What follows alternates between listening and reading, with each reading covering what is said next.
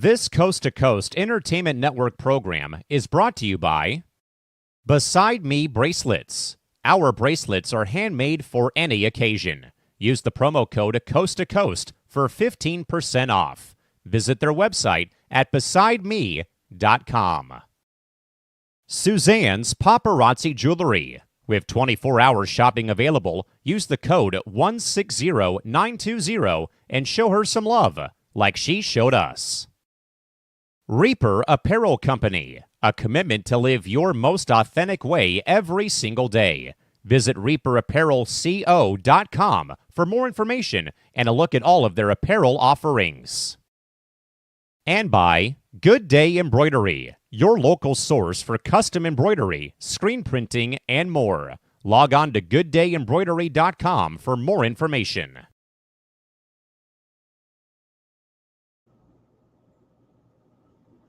Hey everybody, we are back for another edition of On Deck here on Coast to Coast Entertainment Network. I'm Crispy Bacon here with James. How you doing today, James? Man, it is a rain delay outside right now, if you catch my drift. It's cloudy, but it's great. I love this weather. I'm going to go out after. It's been a horrible week for the Angels. We'll get to that more, but luckily there's other sports going on. I know it's a baseball show, but there's playoff basketball with the Clippers, Game 7 tonight. There's also playoff hockey going on. We had the NFL draft, our live watch party of the first round last Thursday. That was a lot of fun. I really enjoyed that, and thank you to who came in and watched with us, who commented with us. It was just a fun time. And I was hoping to make that joke and say, oh, Shedeur hasn't been drafted yet, but he did in the 5th round. That's been the biggest story, of course, in the sports world, I guess. But I'm interested to talk about baseball here, and there is a lot going on. And I've been away, so I'm ready to get this thing kick-started. Yeah, there is a lot of sports going on. Stars are facing the Avalanche in one of sports' favorite moments, Game 7. Oh, that's right. Duh. Yeah. Well, you mentioned NHL playoffs. So. Yeah, I should have remembered. You know what's funny, though? The Nuggets and the Avalanche play in the same city, of course. But luckily, they're in Dallas for that Game 7, the Avalanche. Or else we would have 2 Game 7s in the same arena. And luckily that didn't happen. That would have been some scheduling faults there. But man, there's so much going on. There is so much going on. But we will get to that another point. Let's talk about the what's coming on here on Coast to Coast. You want to cover that this time? Do you know? Okay, let's try it. Well, yesterday, Friday, feels like I just saw you, but yeah, we had Entertainment Hour with Dragon Viper Randy. He did a great job of having the topics ready. And it's a very educational show. I learned a lot, and hopefully others did too. So, we talked about the most interesting stories, I think, in the entertainment world, and, gave some good opinions, and always that top 10 list. Celebrity birthdays are always fun. I really enjoy doing that show. Today, of course, on deck. And with Entertainment Hour, I think we'll figure out a day that works for all of us, and we'll get that going.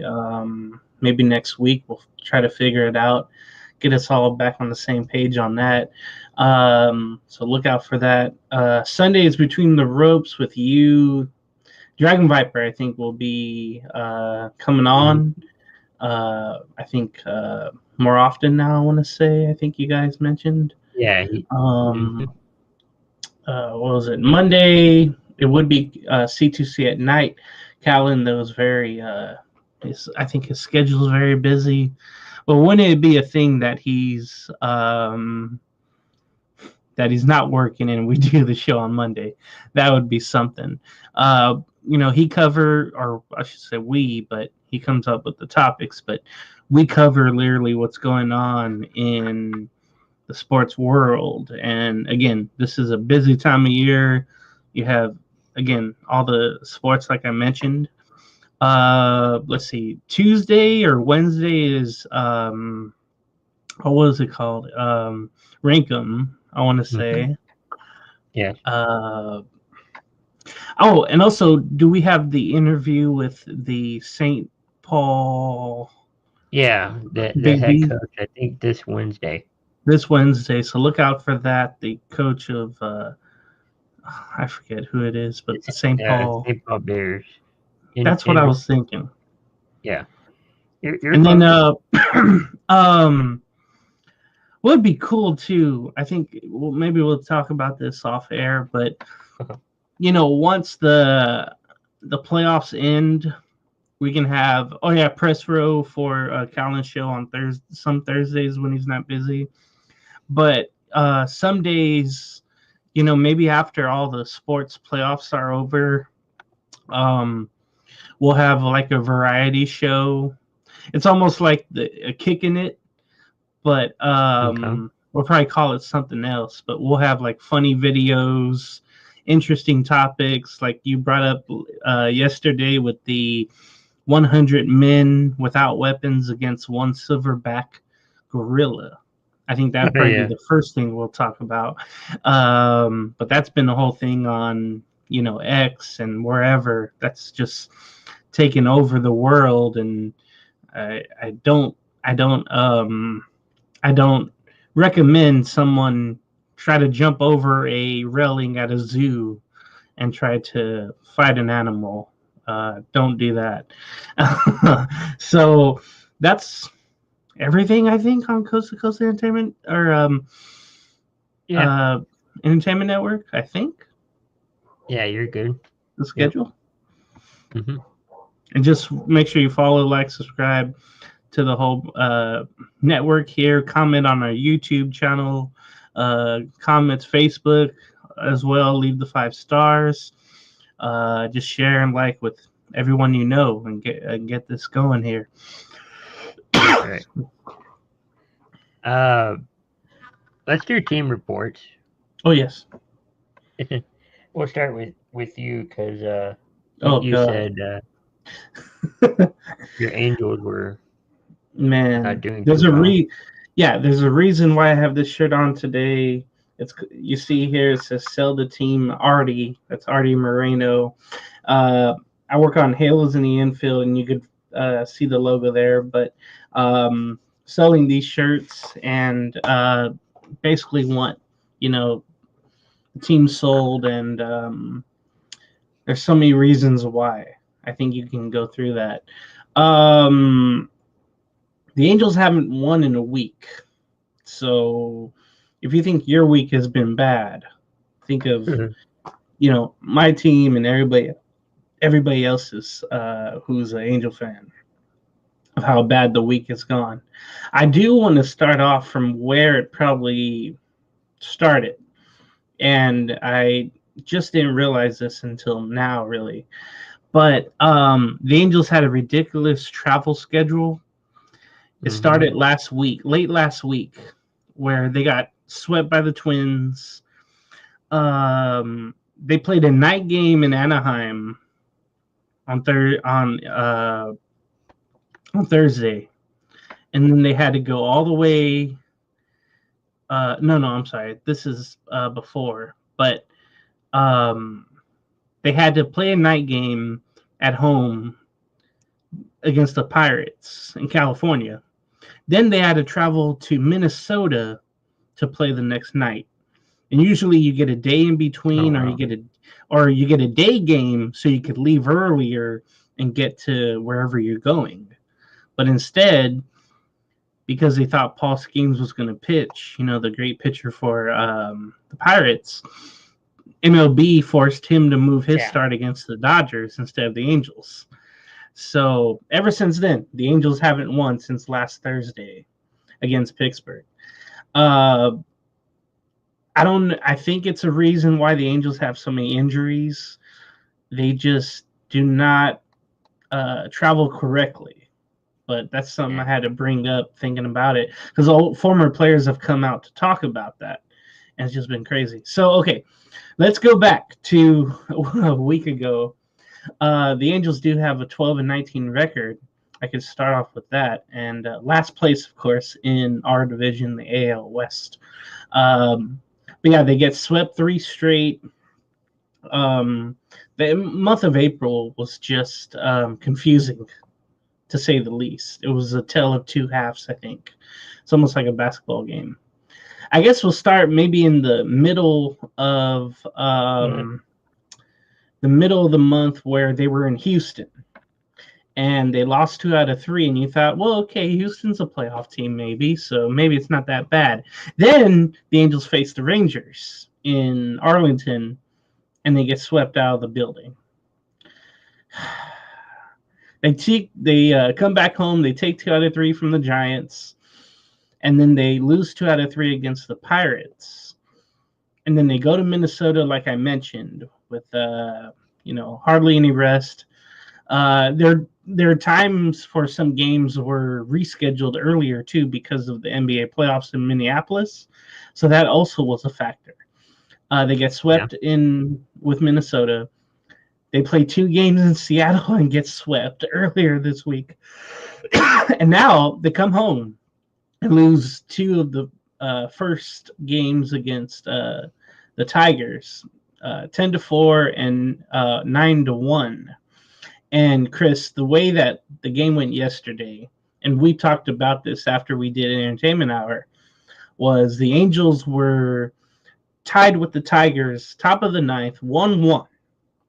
And then Kenley Jansen came in, the closer, and, was trying to keep the game where it was, so the Angels could have a chance to score and, walk off. Instead, Riley Green homered, and it was a 2-1 game, and you figured, oh, crap, they have to come back. Well, it only got worse from there. There was another home run, a solo shot, and then a 2-run home run, and it all of a sudden was 5-1. And then there's a wild pitch, and a run came home to make it 6-1. And then Riley Green, who started the inning with a home run, hit another home run to finish the inning to make it 9-1. It was just ridiculous, man. And it just seems like the Angels can't score offensively. And if they do, it's only solo home run shots. That's it. Nothing, where they're getting singles, doubles, triples, where they're bringing in runs. Nothing like that. And it's just been hell on earth for the Angels, and it's just been, again, it's been awful. I don't know what will change this. I'm really trying to figure it out. Mike Trout, by the way, on that Wednesday game in Seattle, in which they lost 9-3, he exited Wednesday's game after jamming his surgically repaired left knee on a sprint to first base. And he was placed after Thursday night's game on the 10-day IL with a bone bruise with the left knee. And for me, I think it would be longer. I don't think it's just going to be 10 days. The Angels have a bad history with injuries, so it's just bad news all over. The schedule coming up for the Angels, again, 2 more with Detroit, and they're facing their best pitchers. Like yesterday was Skubal. Today is Jack Flaherty for Detroit. Then the Angels host Toronto and Baltimore before going to San Diego and LA to face the Dodgers. And then they, in the road trip coming up with the Athletics in West Sacramento. So I'm going to be here. I don't know if I'll go to all 3 games against the Padres, but I'll be at a couple for for when the Angels come down here to San Diego. Let's see. They end the month at home against Miami, and the Yankees come in, and then they go out on the road again to face Cleveland and Boston. So the schedule just doesn't get any better for the Angels. It just gets tougher. So I see the Rangers are 12-7, but the only thing I hear about them is that they have a couple of really bad hitters. One, Jock Peterson, who has he finally got off the schneid with a hit last month, but he's one of the worst hitters ever to start a season off. And then one of your pitchers, Patrick Corbin, before he faced the Angels, I think a couple of days before, he got bit by a spider, and he was staying at a Max Scherzer's old house somewhere in Texas. And he could barely walk a couple of days before, and then he goes out and pitches a gem against the Angels offense. I mean, he became the baseball Spider-Man for Patrick Corbin and Texas. I mean, those stories were crazy. I heard about the Rangers, but what has gone on since then? So let's see. Rangers are right now at 16-17. They entered yesterday at an even 500, 16-16. They lost against Seattle yesterday to start off their series. They lost bad, like bad. 13-1. They lost, which that's pretty horrible. Before that, they had the A's for 4 games. Looks like they lost 3 out of 4. Game out of, Mm-hmm. In the one game they did win, they won it 15-2. They saved all their offense for one game instead of the whole series. Definitely. As for the team itself, I know there's been some injuries. Cody Bradford's been placed on the 60-day. Corey Seager placed on the 10-day IL. That's just recently, as of a couple days ago. It's not good. We were, playing well, and then I think it just, it's just falling off. Yeah, I see some other injuries. The backup catcher, Kyle Hishioka, has a 10-day IL stint. Kumar Rocker, another starting pitcher for the Rangers, has a right shoulder injury. He's out till early May. You mentioned Corey Bradford with the elbow sprain. That's a 60-day. Oh, no. Yeah, 60-day. No. He'll be back pretty soon, but at least 4 weeks he'll be out. John Gray is already out.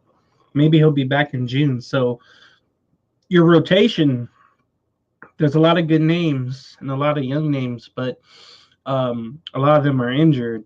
And then one thing I noticed, Chris, the Jake Burger, one of the gets from last year, was sent down to AAA. And I'm not sure he's been ever sent down before. I mean, he was with Miami and the White Sox, but he's given a chance to reset at offense. He's one of their big, power hitters, and just seems like a lot of the power hitters really aren't working out for the Rangers so far. Corey Seager, like you mentioned, with the hamstring injury, I wonder how he'll do coming back. Tonight is a really great pitching matchup. The Rangers at 16-17.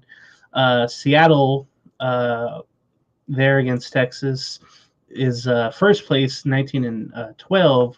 Luis Castillo will be the starter for Seattle here, and then Patrick Corbin 2-1. So it's a righty versus lefty there, pitching matchup wise. That should be an interesting game there in Texas. It's a divisional game. Of course, there's less of those now. Man, what is the rest of the month looking like? What do you think? Let's see. Let me pull up the prediction wise, or Yeah, well, here it's got they're on the road against Boston and you want to Detroit. know the You want to know the schedule? Yeah, I got it here, but that's a tough road trip. Boston and Detroit. You do come back home, you face Colorado and Houston for 4 games. That's always fun when you play Houston. Yeah.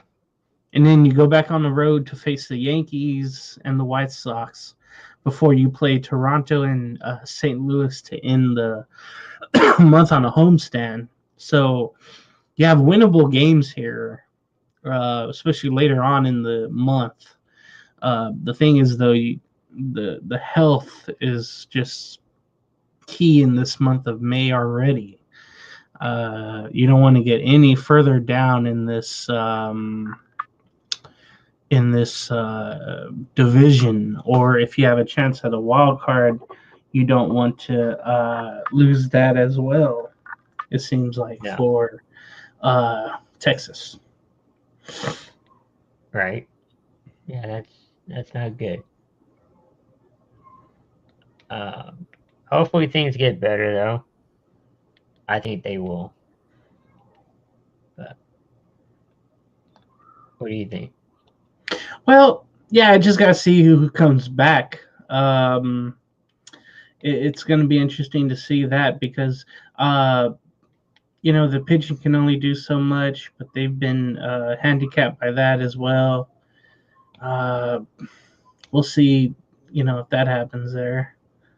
Yeah.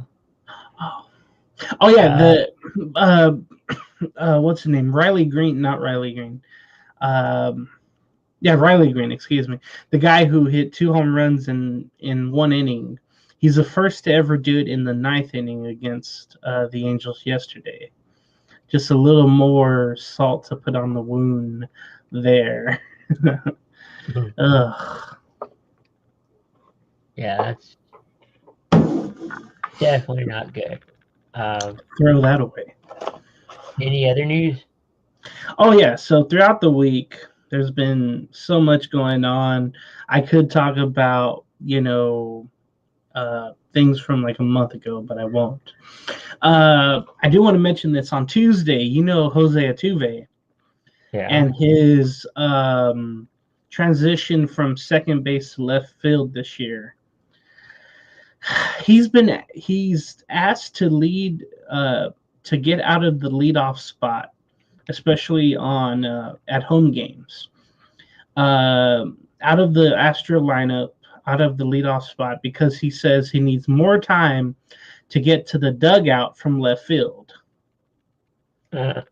He feels like he doesn't have enough time to go get, whatever he needs to get on and get to home plate and get ready for the first pitch of the inning. I just find it to be really soft, or maybe he has really small legs, little legs, and which he does. He's been okay. Yeah, he's been okay at left field this year. He did have some difficulty in spring training, but it's just I never heard a player say that before. It's like, yeah, it really isn't working out for me. I don't have enough time to get ready. I need to, do something else. Maybe it's the pitch clock. Everything has time now in between innings and, when you're pitching. But it's just I've never heard anybody say that before. He's not used to running that far, from left field to the dugout. It's on the first base side. So it is a further run, but still, it just sounds soft. And then, I guess getting all the equipment on. He probably has an elbow guard, a shin guard, the helmet, the batting gloves. With the cheating scandal, he had the microphone on, or no, the beeper go on back in the day. So back in the day, I had a beeper. No, I didn't. And that was what, 2017, 2019, when they were found out cheating or whatever. So it's just again, I don't know if you have anything on it, but I don't. it's weird. Yeah, definitely weird. Let's go to the standings real quick in the American League. We have the East Division, Central and West. In the East, the New York Yankees. I don't think that's a surprise. They're in first place, 19-13. Next, you have the Boston Red Sox, Toronto Blue Jays, Tampa Bay Rays, and Baltimore Orioles in that order. Um, 5.5 games back is Baltimore. You got They are the Steelers. most disappointing team so far. Really? The Orioles are. It's just ridiculous.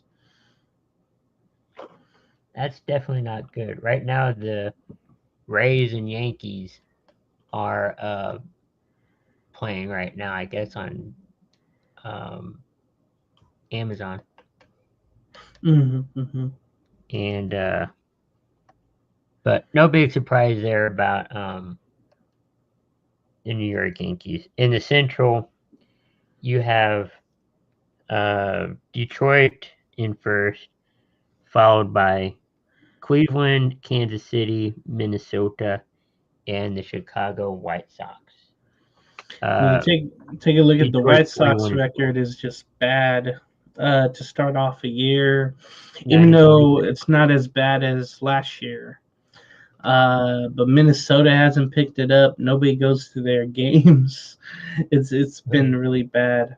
But yeah, the top three are where they're supposed to be, and that's been really good to see. It is. And then in the West, I don't know if you call it the Wild Wild West, but in the West, Mm, uh, you have Seattle 19-12. Uh, you got the Athletics 18-15. Houston 16-15. Texas 16-17. And 12, or with the 12-19 record, your Angels. I'm really shocked at the A's. I almost said Oakland, but they're 3 games above 500. And I think I actually had that where I said they'll probably shock some people. They'll do better than expected, but I don't think they'll make the playoffs. But so far, so good. They did have a bad start, and nobody really expects anything from them. But they have a lot of young talent, and they're on the rise again. The problem is they play at a minor league ballpark for 3 years, and I'm still wondering what the hell they're gonna do in Vegas because they haven't really done anything yet to get that ballpark up. So the team on the field is good, but off the field, you don't know what the hell's going on. No, no, you don't. In the National League, you have the Mets who are in first place, 22-11. That's kind of surprising a little bit. Phillies are in second. Braves are in third. Washington Nationals are in fourth. And you have the Marlins are in fifth with 12-19 record. If I remember right from my memory banks, I think Trout's on the IL. Mike Trout? Yeah.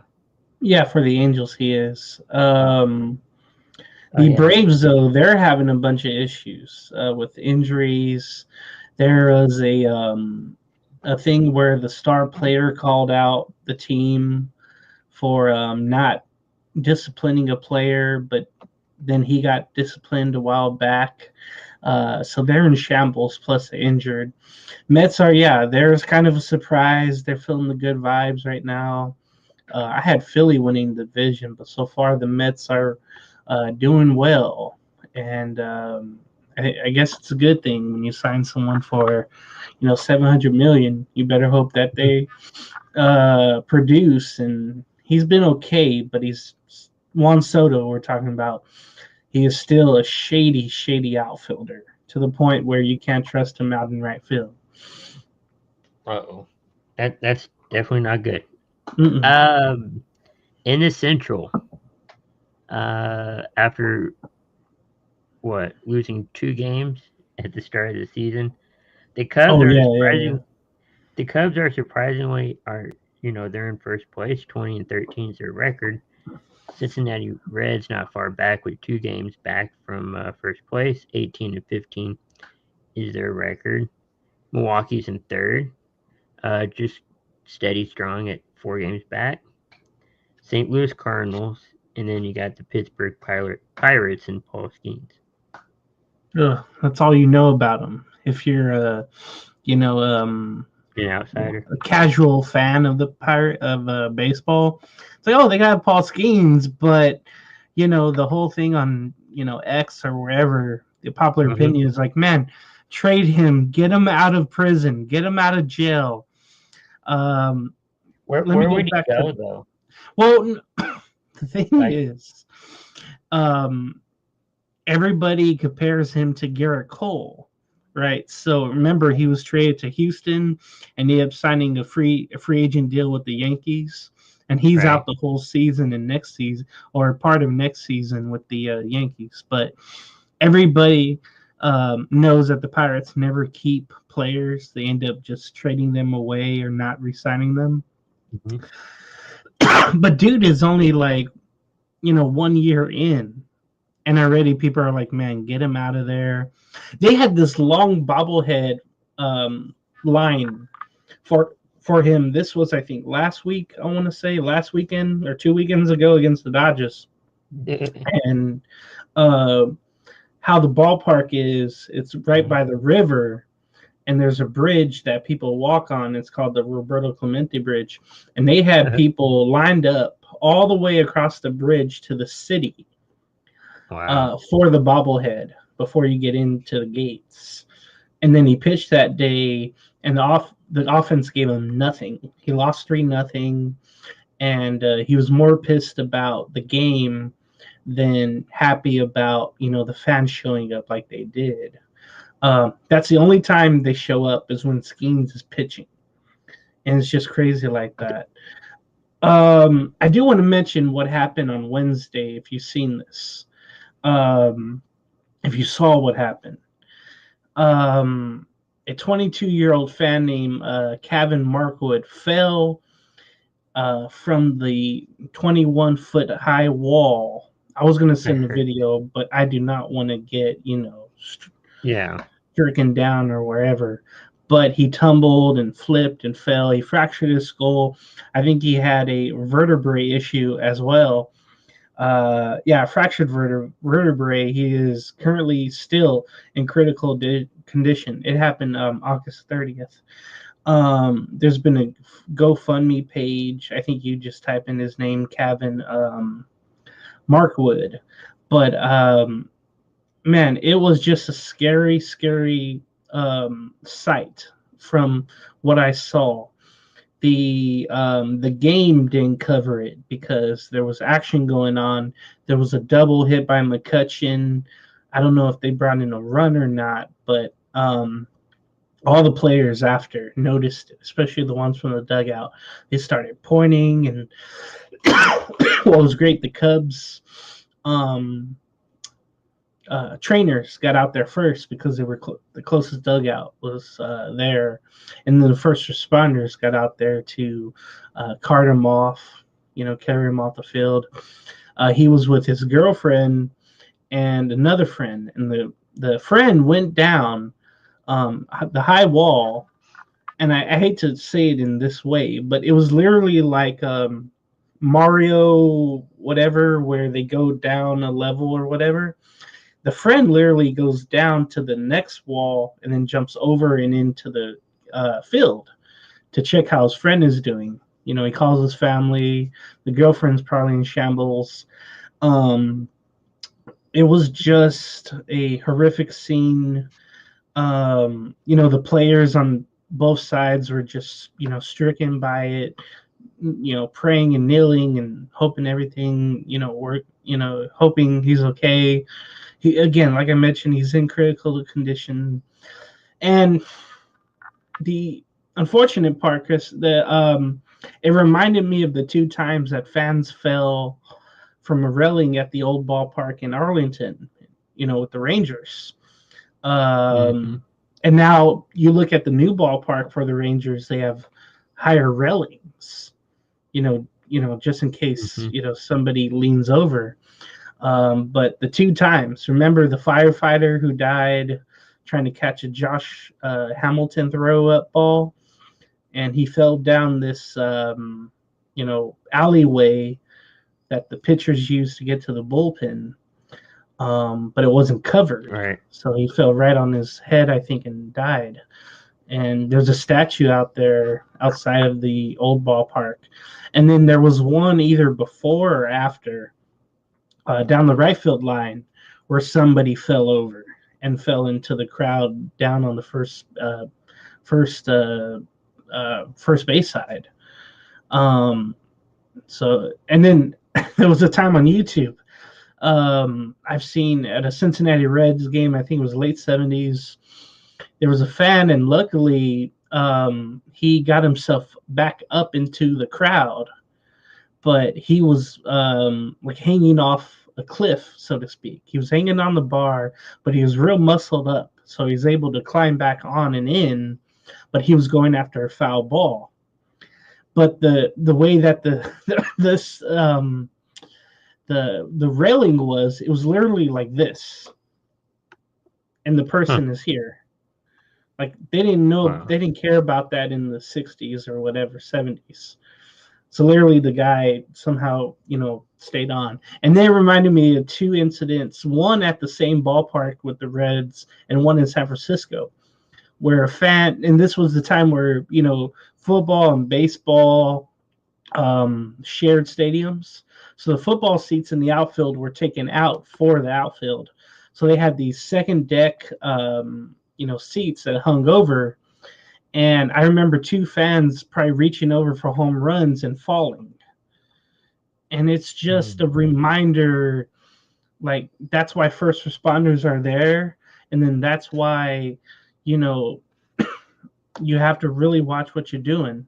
I'm wondering, Chris here, if how could this have been prevented? And then also, was Mark Wood overserved and drunk? I really wonder that. Just because of the way he fell out was just really alarming. And it's just something that has really, really, I think just, man, it's tainted the week that I've had with MLB. But, all right, the NL West, Chris. Yeah, so in the NL West, I don't think it's a surprise that the Dodgers are in first place.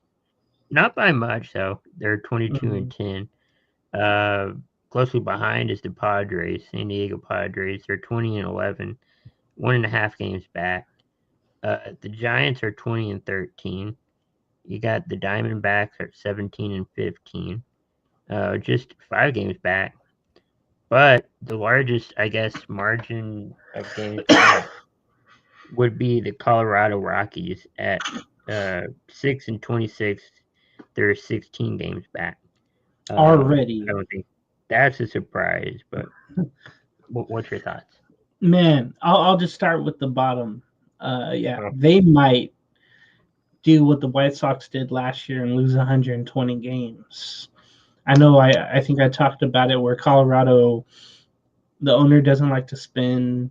People still come to the games, but they're all young players. Their best pitcher really doesn't get the notoriety because he doesn't get the offensive help to win games, Kyle Freeland.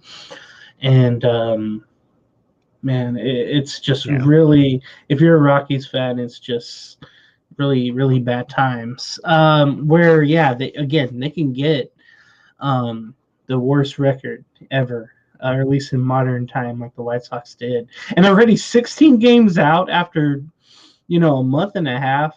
That's just, that is just awful. Opposite of that, of course, the Dodgers. They're right where, I think people expected, maybe a little bit worse just because they have, I think, 9 starting pitchers on the injured list. but they have reinforcements. We'll talk about Shohei in a little bit. The Padres, with all their injuries and problems, are just they're keeping pace there. They're in Pittsburgh, and they've won 3 straight. So I think they're on today or later today. The surprising San Francisco Giants. I didn't know what to expect from them, but they've had a couple of players break out. Wilmer Flores and Jung-Ho Lee have just been absolute bombers. They've been hitting great home runs. The pitching has been really solid. Other from their closer who was sent down, Camilo Duvall, it's kind of a surprise. He's out in the minors right now. But the Giants, they're just steady, and it's weird to say. Arizona, they've had a lot of their bullpen is letting them down, but their offense is really good. They had one player last week, Eugenio Suarez, a third baseman, hit four home runs in one game, but lost. It's just, I think all the other times that somebody hit 4 home runs in one game, they've won in big fashion. The rest of the time, they should win, right? When you have one player go over and out and just go crazy. What was it? So with Arizona, they also had a game at Wrigley Field. It was crazy. It was like a couple of weeks ago. What is it? It was a back and forth game. It was like double digit. It was a double digit score. The Cubs had a big lead. Arizona came back to take the lead, and then the Cubs walked it off, I believe. So Arizona's been in some crazy games this year, and that's why the record isn't as well. I did have some other news, Chris. I wanted to share real quick because there's other things going on, but Wednesday, I have to mention this because I want to give, umpires get all the crap in the world, and sometimes rightfully so. But this time, the Royals and Rays played a game. Excuse me. I think it was in Kansas City, I want to say. No, maybe it was in Tampa. But there was a perfect game called by Nick Lentz, balls and strikes. And it's only the third time since 2015 that an umpire called a perfect game. And it was all 129 taken pitches. The other 2 perfect games were called by the now fired Pat Horberg in the 2022 World Series, and then Mark Rippinger called a perfect game this season, April 10th, and it was another Royals game as well. Thursday, that was Wednesday. So Thursday, Jose Ramirez became the first Cleveland player to steal 250 bases and 250 home runs. He stole second base, and the guys were giving him grief about it because he rarely does that. He later came home to score in the 10th inning. I mentioned Mike Trout's injury. Giancarlo Stanton from the Yankees. He was officially put on the 60-day IL on Thursday. He's the one where both elbows needed surgery. He had an off-season workout go awry, and he's their power hitter with New York. I mentioned with the Dodgers, Blake Snell and Tyler Glasnow, 2 starters who are out for the Angels. Mm-hmm. I'm sorry, for the Dodgers. And then some interesting topics here, Chris. We'll just get to it. There's more issues, but Shohei Ohtani, he did become a new father, so that's not an issue. I think it was last week or so. No, 2 weeks ago when they were in Texas. I think he joined back, or no, he was out for that series because of that. He's already had 2 Tommy John surgeries, and if he tears his UCL, it might be time for him to become that full-time DH. The $700 million designated hitter only. Could you imagine that? There's been one pitcher I could think of that has got through 2 Tommy John surgeries, and that's Nathan Eovaldi of the Texas Rangers, and he's been really good this year. But Ohtani yet has to start a game for the Dodgers this year. He's been pitching, just in bullpen sessions. He kept getting he kept going back and forth on what he wanted to do as a pitcher this year. He was supposed to start, I think, maybe at the end of this month or next month, starting games. We'll see if that happens. But the same doctor who worked on Nolan Ryan and his elbow mentioned that Shohei should probably just be a DH. Now, I mentioned in 3 to 5 years, this decision should come up for Shohei, but maybe not this soon. But if he has another surgery, that could really mess up his career for good. I don't know if you have an opinion on the two-way star Shohei. I mean, whatever works for him works for him. We've learned last year that, he can be good, one way, just batting or, just pitching. And we do know that he is good, doing it both ways. It just depends on how he feels, I guess, and how long he wants to play.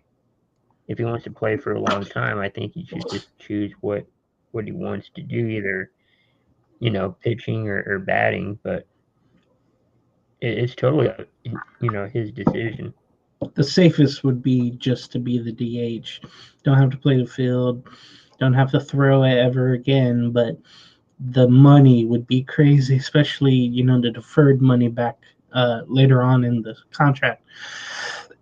Some other Dodger news, they called up Ha-Seong Kim. He was the player that I think came from Korea. Oh, no, I'm sorry, from Japan. Korean. Yeah, Korean player. He signed a 3-year, $12.5 million deal. He was struggling in spring training, and he was sent to Oklahoma City, and he's been tearing it up. So they're bringing him up, and the Dodgers may go on from here to really break out if Kim translates that to the majors. Unfortunately for Boston, Tristan Casas was placed on the IL with a ruptured left patella tendon. He tripped and tore the tendon on the base running down the first base line. It's a really, really graphic injury there. So it was just really, really bad. Let's see. Oh, yeah, the White Sox. I forgot to send a picture out, but they have these new City Connect jerseys, and they look like the Chicago Bulls. They're red? That's what they're based off of. It won't help them, but they look okay. Now, it's funny, though. I saw someone wearing it at the gym yesterday out here in California. So someone pre-ordered it somehow, but it's a hit. It's definitely a hit, and the White Sox haven't had many. Yesterday in the Padre game, Tatis Jr. was hit by a pitch, and he had to leave the game in the top of the third. Jose Ramirez, who I just talked about, he had to leave yesterday's game as well with an ankle sprain. So that's unfortunate to see. The players of the month, real quick. This will be the last one. Aaron Judge with 10 home runs for New York Yankees. And then the other New York star, Pete Alonso, has 7 home runs, and he's hitting .342 for the month for the New York Mets. Aaron Judge is hitting .427. I mean, not bad for just a guy who hits home runs. He does other stuff. But Judge already has driven in 32 RBIs, Alonso with 28. I was looking back at old stats, right, especially of the Texas Rangers in the late 90s. They were the power guys were driving in like 130, 120. One guy drove in 140 runs.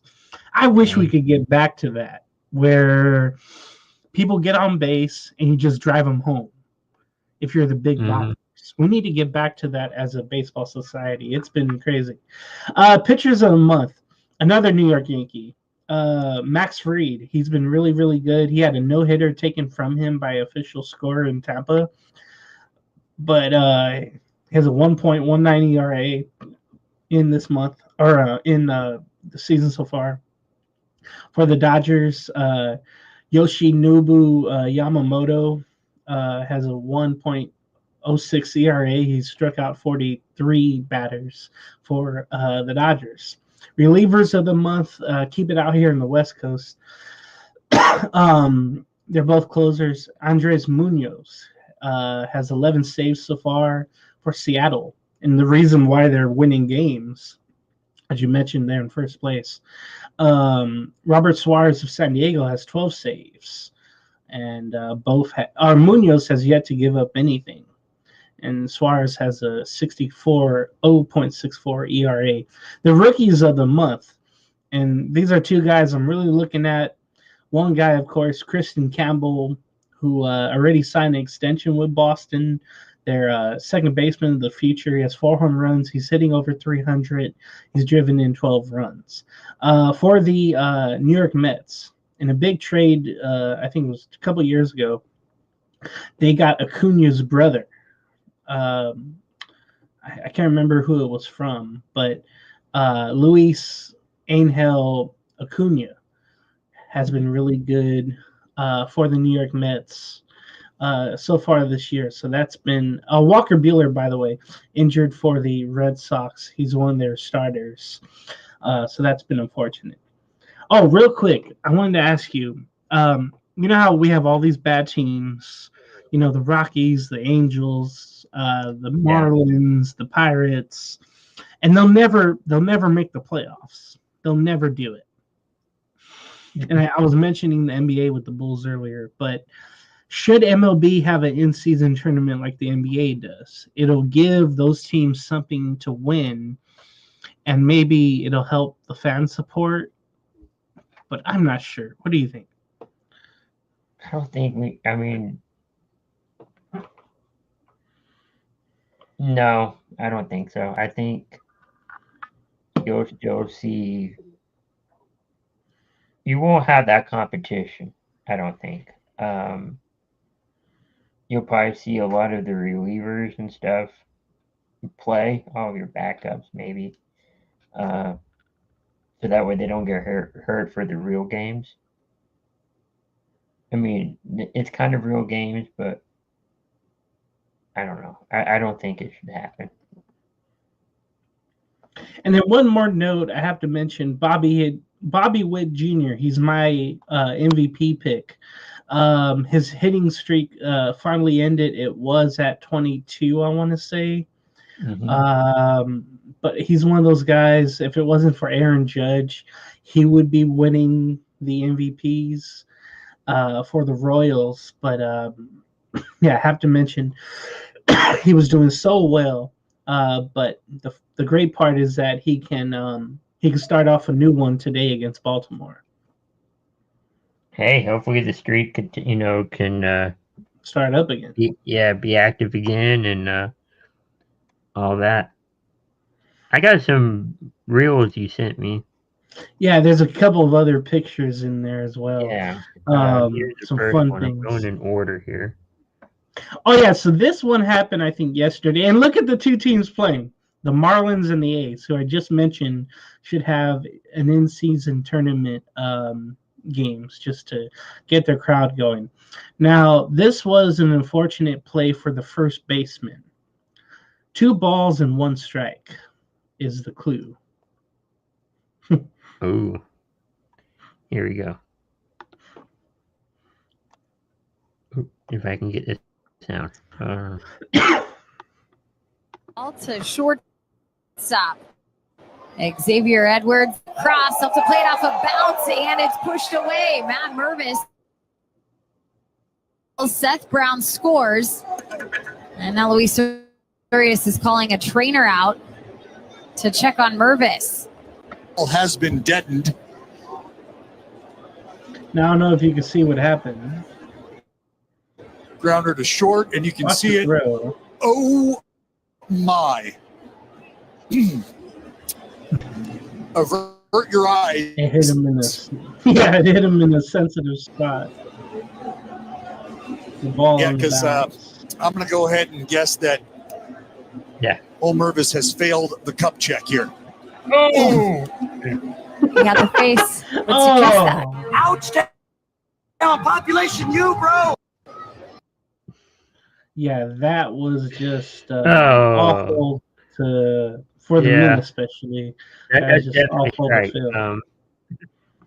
2 balls and 1 strike, and the strike hurts. Let me get this thing. Let me get the second one up. Let's see. Yeah, that does look like it hurts. It's luckily the throw was thrown on a bounce. You know what I'm saying? If the throw was just a strike, it would have hurt even more. Yeah. I don't think he was. He didn't move quickly enough. Okay. Oh, so Here's this one. You see it?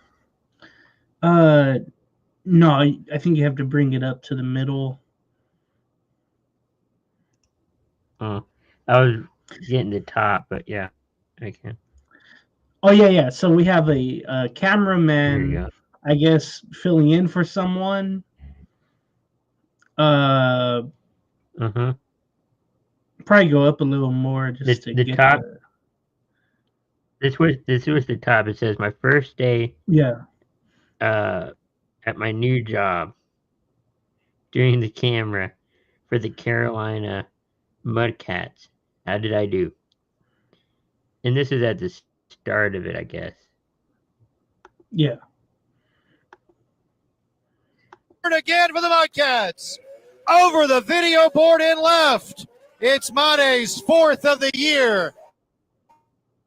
And an answer in the 6th for Carolina. 2 hits and 2 RBI tonight stands in. You got to follow the ball. One. You got to follow deep the to ball. left field, and Made has homered again for the Mudcats. Over the video board and left. It's Made's 4th of the year, and an answer in the 6th for Carolina. 2 hits and 2 RBI. I've seen worse. That is crazy. That is pretty bad. Yeah, especially if you're I wouldn't say minor league, but you're a low, I won't say low budget, but you're a contracted kind of thing, It's kind of hard to do. It makes you really admire what those professionals really do with the cameras. Yeah. Oh, yeah. So the biggest gap ever in the history of Major League Baseball. The Dodgers at, how much was it, Chris? 426 million? It's down in this. Right, I'm trying to get it up. It does not say. Okay. Well, I think the Dodgers are at $426 million, their payroll for their team, for their roster, and Miami is at $69 million payroll. It's the discrepancy from both teams, and it's just ridiculous. I mean, it's really there we go. Yeah, $476 million for LA and Miami. This was what, last week they played, I want to say, and then the Marlins only at $69 million. I mean, it's just I think the Dodgers swept Miami, by the way, in Miami, but it makes you think like, man, I think that Florida can't handle Major League Baseball. They can handle spring training. There shouldn't be teams in Florida. If you're seeing this, and then you have the whole situation with the Rays and their ballpark and their roof being blown off, it's just ridiculous. Yeah. So this was at a Padre game sometime this month. A little kid just mirroring what the crowd does. And I've seen this before, of course. Mm-hmm. Here it is. Let me get it up. So look at the little girl sitting with her She understood parents. the assignment. Mhm. There you go.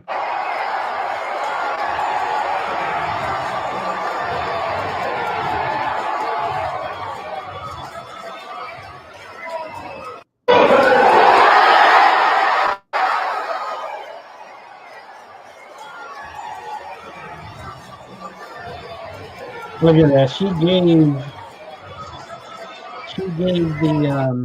the drink nod a little toast when everybody started cheering. She gave a little toast to the Padres right there. That was awesome. Hey, teach them young. I'm just kidding. As they say, teach them young. In some situations, that's fine. But okay. Also, this video we have here, last weekend, Kevin Gossman, a pitcher for the Blue Jays, he only pitched, I think, 2 innings of work at Yankee Stadium, and they drilled him for 6 runs. He just gave up a lot. And then he embarrassed himself walking out of the dugout or walking down the tunnel, and you'll see why on the next slide. Okay.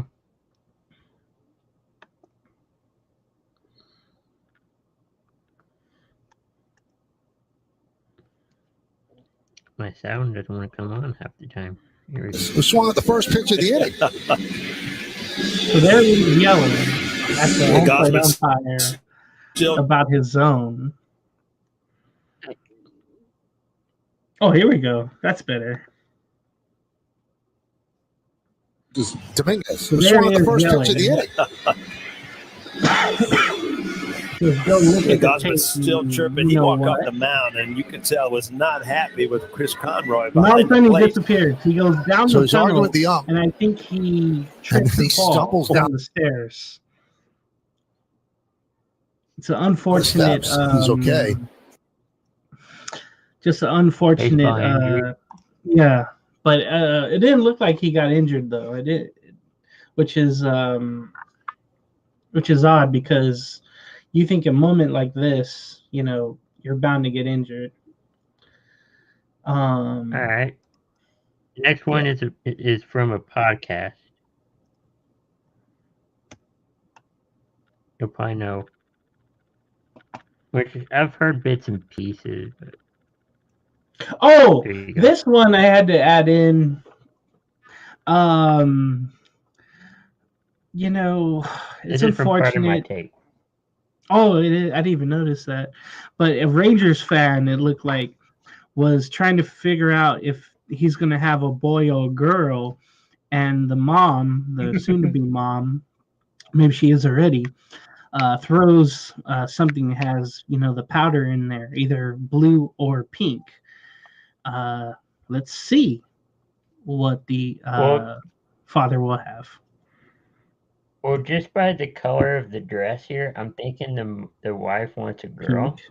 Oh yeah. That's how it always is. But let's see.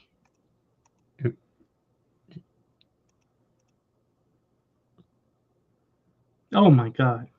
Oh! Come on. Oh my god, the dog is literally right there too. So you could tell by all the swings and misses, they still and his own swing and miss and her wild pitches, that they still don't know what the baby is. I think finally they told him. Maybe in the comments, there is a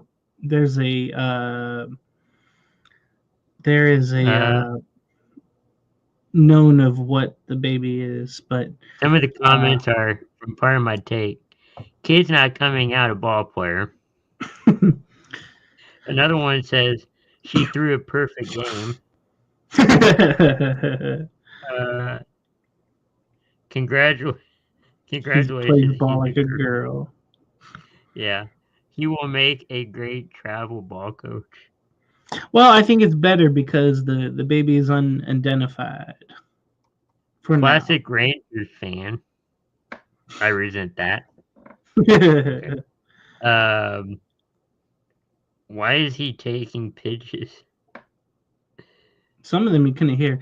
Can you put on? Did they find out the gen? Yeah, thank you. If let's Did they see. find out they've got time. She isn't even pregnant yet.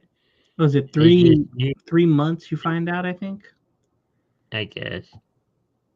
They end up doing another party for the future date. They ended up doing another party for future date. He couldn't end up hitting it, but he said they are going to hit the batting cages and redo it. It's a girl, and she's almost 4 now. I don't know if that's true or not, but it's funny. That was a week ago. Well, I don't think so because somebody put laughing emoji.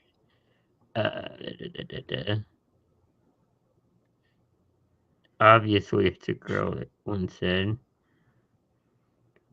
Rest of it is just that. Yeah. They show Joey Gallo. Remember, he's the one. Oh, he's the one now where he's trying to be a pitcher because he just couldn't hit anymore. That's just funny how it goes with former Ranger Joey Gallo. I like Joey Gallo. But that's another time. Here's one about minor league baseball.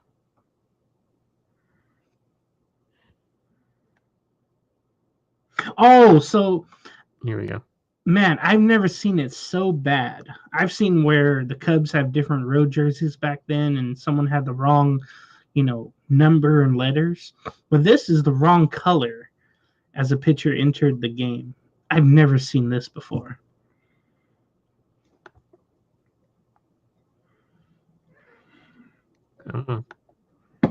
There you go. Zone is coming on to pitch for the Salem Red Sox. And, well, this one was a new one. Sanzone comes out of the bullpen. But before we could resume action, Michael Sanzone had to go get a blue jersey from in the dugout. So he came out wearing a red one. And the umpires immediately put the kibosh on it. As Michael Sanzone. Well, the problem is, he changed the jersey color, but he's still wearing red socks. And nothing you can do about that. But, there's other guys wearing red socks. This is, I think, the Double-A affiliate of the Red Sox, I want to say. So that would make sense. That's just awful. I've never seen. How could you watch the game and not realize what you have on is a different color in the bullpen all that time? It's like you go to some party, or it's like you go to some party in school or whatever, and you're like, I don't think I'm wearing the right, the right. What I was thinking about it, when you go out as friends and you're wearing the same shirt as the other guy, and now there's an issue where like, hey, you have to change your shirt. I'm wearing this out. No, you have to change your shirt. That's how it kind of was. This was, I think, from today, actually, at Yankee Stadium. The dad doing a tremendous job as the daughter creates mischief. I see that. Yeah, so the daughter's on the dad's shoulders, kind of blindfolded him, has the glove out. Let's just see what happens here. What? He's going to catch the ball. She covers his eyes. How about that? And he still caught it.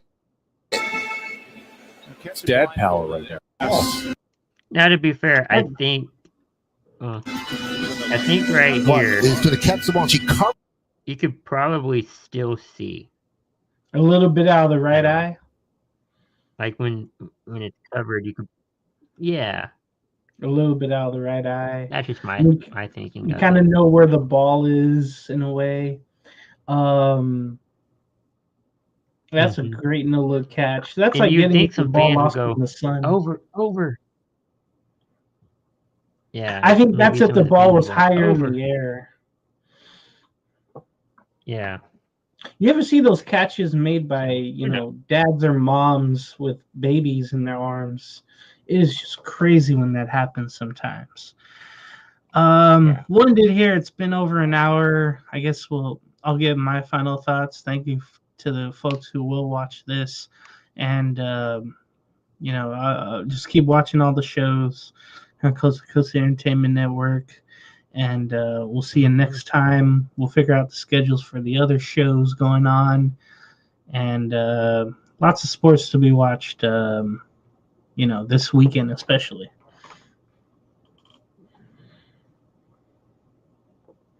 Yeah. That's all. Thanks everyone for watching, tuning in. Great show. We will be back on our next episode of On Deck here on Coast to Coast, and all of our great shows here on C2C. Enjoy the rest of your weekend. Huh? Oh, I said nothing. What did you say? I didn't have anything else to say.